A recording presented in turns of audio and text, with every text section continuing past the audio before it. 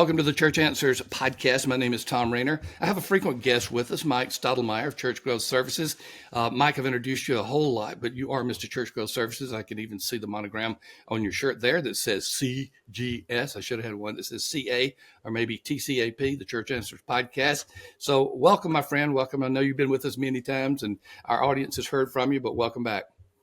Man, it's great to be here and love to just talk to the Church Answers family and pastors and church leaders all across the country. It's a privilege to be here today. Well, as always with you too. When a pastor thinks about certain aspects of stewardship, fundraising, generosity, whatever the categories are related to money, you can almost, if they have never talked to you or they've never talked to Church Answers, you can almost feel a tension like, oh, what is this going to be? What is this going to be like? Do I even really want to talk to someone about it? What we want to do in 3 episodes, Mike, is we want to talk about some hopeful scenarios. And we're not just making them up. We've actually got some links where you can hear from some pastors who's been through each of these 3 areas.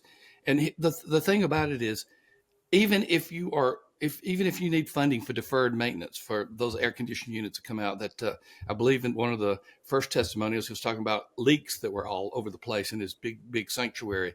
Or if you have debt that you think, okay, it's just too much of a burden, we need to do something about not consolidating, but reducing. Consolidation is one method that some financial analysts would say do it, but we're talking about raising money to reduce it or eliminate it. And of course, the more traditional one, which is the new building. And I say traditional in the sense that that's what most people think of when they're talking to someone like Church Growth Services. So just to let our audience know that Mike and Church Answers go way back. We've been together for several years. He introduced me to another partner that we have. Brown is the design build firm that we partner with. Church Growth Services is the stewardship, generosity, fundraising group that we partner with. And I always like to have them on because they can update us on what's going on in these areas. And this time, we're going to hear from Mike about some very hopeful scenarios in each of these. And we'll get them to the link as well, Mike. But each of these categories has a link. It's a testimonial, but in the context of that, you'll be able to hear some of the things that Church Growth Services has done, but even more so that it does not have to be a burden. It can be a joy for you to be involved in this. So, Mike, let's give our listeners and our viewers, we're on YouTube, give our listeners and our viewers just kind of an overview of what you're looking at when you talk about deferred maintenance. And then let's get into the hope aspect of it as well. Sure, Tom. Well, in today's world, you watch news and everything's just so discouraging. And sometimes you read church statistics and they can be a little bit discouraging about how the church is doing in America or if churches are growing or reaching people and things like that. And I thought, you know what? I have one of the greatest jobs in the world. I get to see God doing miracles all across this country in churches from rural and small to mega and everything in between. And I get to hear God stories of God just doing new works in people's lives and reaching new people. And I just thought, today would be a good day to tell some of those stories of hope and how God is working. And as pastors, as you look to the end of this year, as you move towards Christmas and into the new year, we just want to be an encouragement today that God is alive and well, and want to just encourage you that you are doing something so important that has eternal consequences, and God is with you, and want to encourage people today and tell some God stories of things we've experienced just in the last few months. All right, give our viewers and listeners just a brief overview of deferred maintenance. Many of them will know what it is, but some may not. Yeah, deferred maintenance just talks about when, those air conditioners are going out. You need to repair that parking lot. The roof might be leaking.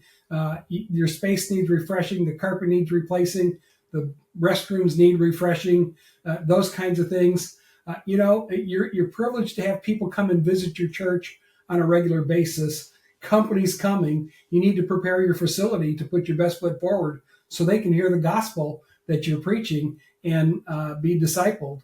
And so deferred maintenance is about just kind of taking that 30-year-old building and giving it a new facelift and refresh and fix it up.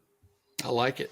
Give us some stories of people you have worked with in deferred maintenance, and we do have a link of one particular story. So go to the show notes. If you're on YouTube, you need to look at the show notes as well. But if you're listening on one of the apps, you can go to churchanswers.com podcast, and you can look there as well. But Mike, tell us some of those stories, a story or a few. Yeah, just recently here we had Pastor Bob come and talk to us, and he said, we're a large church. We run over a couple thousand, but our facility's over 30 years old, and we've got parking lot needs. We've got air conditioning needs. The glass vestibule is leaking when it rains here in Wichita, and he said, we've got to fix this place up because God's doing something here, and people are coming. And he says, but we have a problem. He says, we need to raise over $5 million to just fix our building.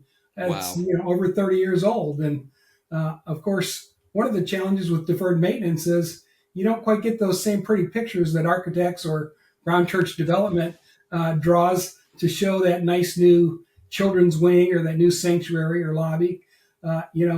Roofs and parking lots and air conditioning units, those aren't quite as exciting, but God wants to take care of his house so that when people come, they can hear the message and not be paying attention to the threadbare carpeting or the lousy restroom facilities or something like that.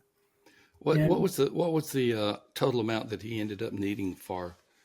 I think it was about 5.4 million. Wow. And they had already done a campaign with another company a few years back for a new addition, and they just didn't feel like that went very well. And they got it done, but so they were looking for something different here. And we sat down and partnered with Pastor Bob and the church, and we just said, you know what, this needs to be a spiritual journey, not just about deferred maintenance.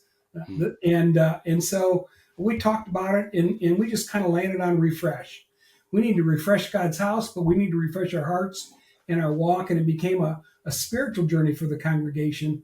And boy, first of all, Pastor Bob led great. He did a super job of just tying that all together, of the spiritual aspects of refreshing our hearts towards God, at the same time refreshing our facilities.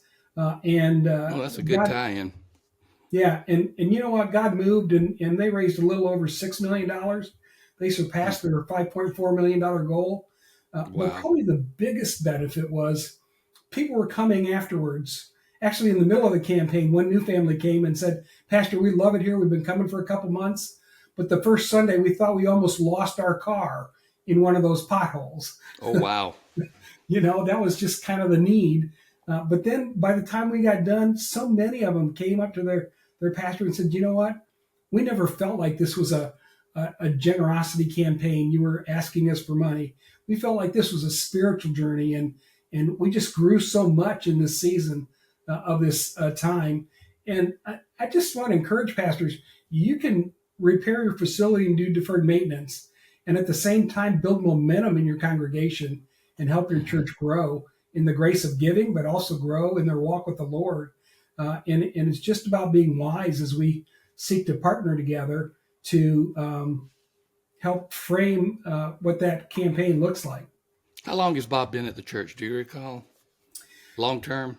Boy, I want to say around 10 years. So in pastoral terms, long term, but he had some goodwill in the church. He was an established leader.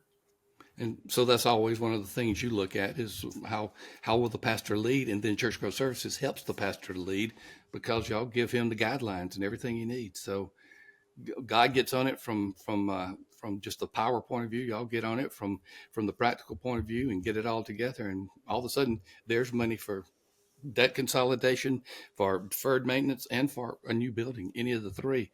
And Mike, our churches are learning more and more that this deferred maintenance is the next big thing that's taking place. I mean, it's not a trend; it's a reality now.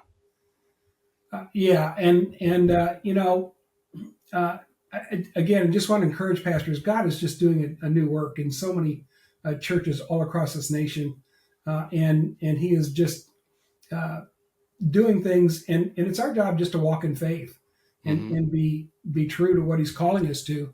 And sometimes that stretches us, like generosity campaigns for deferred maintenance. But boy, the payoff in your congregation's walk with the Lord, as well as being prepared for those new families that are going to come and feel welcomed, can be just substantial. And certainly in some areas, things like air conditioners are essential.